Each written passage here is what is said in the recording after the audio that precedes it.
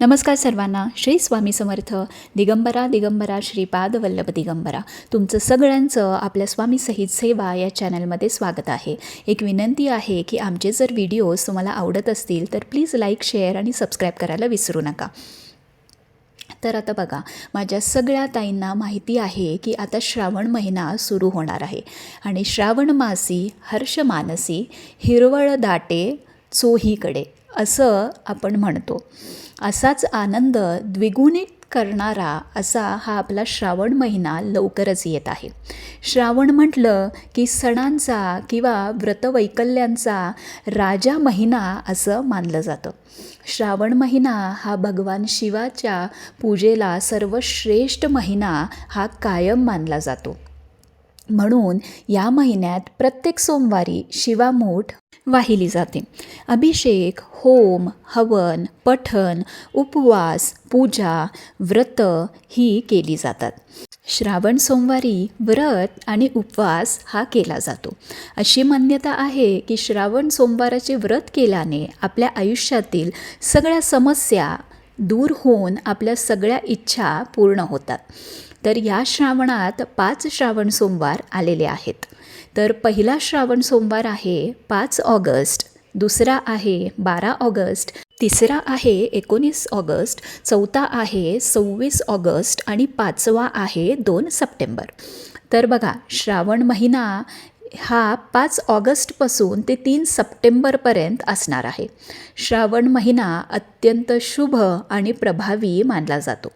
या महिन्यात मांसाहार, मद्यपान किंवा सिगरेट, दारू, मासे खाणे, अंडी खाणे हे जवळजवळ कोणच करत नाही. श्रावण महिना हा सगळे नित्यनियमाने पाळला जाणारा महिना आहे.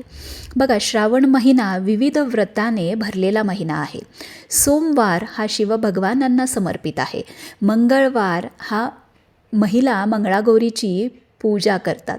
वैभव लक्ष्मीचं आपलं व्रत असतं.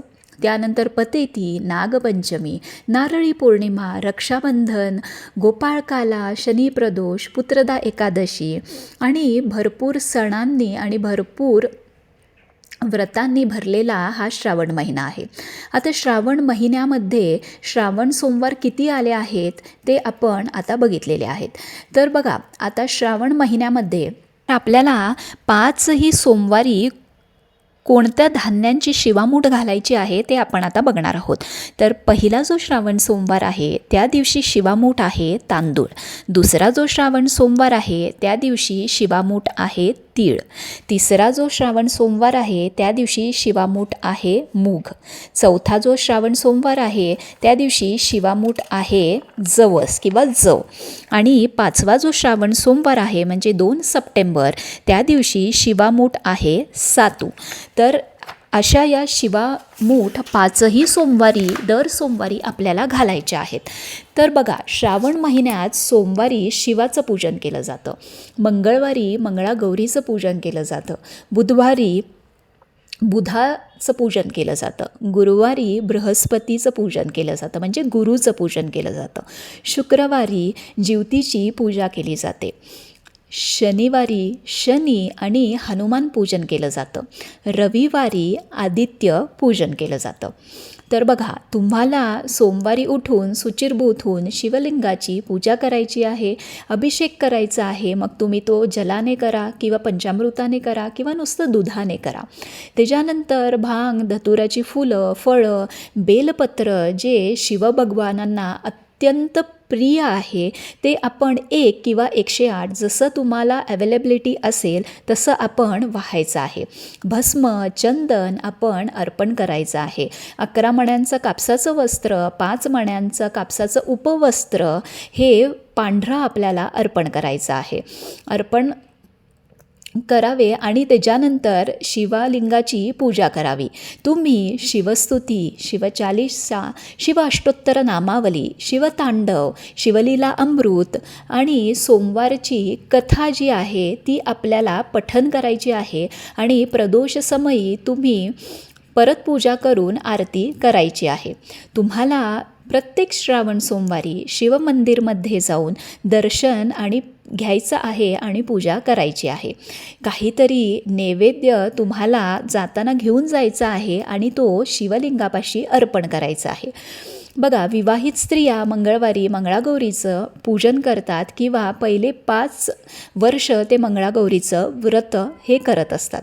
बघा, महिला चांगला नवरा मिळावा किंवा चांगला साथीदार किंवा जोडीदार मिळावा म्हणून सुद्धा सोमवारचे उपवास करतात. सोमवारी माता पार्वतीचे सुद्धा पूजन केले जाते. तर श्रावण सोमवारी पूजा केल्यानंतर आपल्याला शिवमूठ वाहण्याची आपली पद्धत आहे. तर श्रावण हा भगवान शिवांची उपासना करण्यासाठी सर्वोत्तम महिना हा मानला जातो. तर प्रत्येक सोमवारला विशेष असं महत्त्व आहे. तर प्रत्येक सोमवारी रुद्राभिषेक, दुधाभिषेक हा केला जातो. प्रत्येक सोमवारी तांदूळ, तीळ, मूग, जवस, सातू असं एक धान्याची मूठ वाहायची असते. हा एक क्रम आहे किंवा ही एक परंपरा आहे. मूठ वाहताना तुम्हाला शिवा शिवा महादेवा, माझी शिवामूठ ईश्वरा देवा, मनातल्या इच्छा पूर्ण कर रे देवा असं म्हणून शिवामूठ व्हायची आहे. पूर्ण दिवस उपवास करून प्रदोषसमयी पूजा करून उपवास तुम्हाला सोडायचा आहे. हा दिवस माता पार्वतीची पूजासुद्धा या दिवशी केली जाते. तर असा हा श्रावण महिना व्रतवैकल्याने भरलेला आहे. त्यामुळे या महिन्यात जेवढे होईल तितके व्रत, सेवा, पूजा, अर्चा, पारायणं ही करायची आहेत. हे सगळे सण येत असल्यामुळे श्रावण महिन्याचे महत्त्व हे खूप वाढलेले आहे. तर ह्या श्रावण महिन्यामध्ये सगळे व्रत कसे करायचे आहे ते आपण आपल्या चॅनलवरती नक्कीच सांगणार आहोत. तर तुम्हाला आमचा हा जर व्हिडिओ आवडला असेल तर प्लीज लाईक, शेअर आणि सबस्क्राईब करायला विसरू नका. आणि कमेंट बॉक्समध्ये मला नक्की पिंग करून सांगा तुम्हाला श्रावण मासाबद्दल माहिती आवडली का. काही प्रश्न असतील तर कमेंट बॉक्समध्ये नक्की विचारा. श्री स्वामी समर्थ.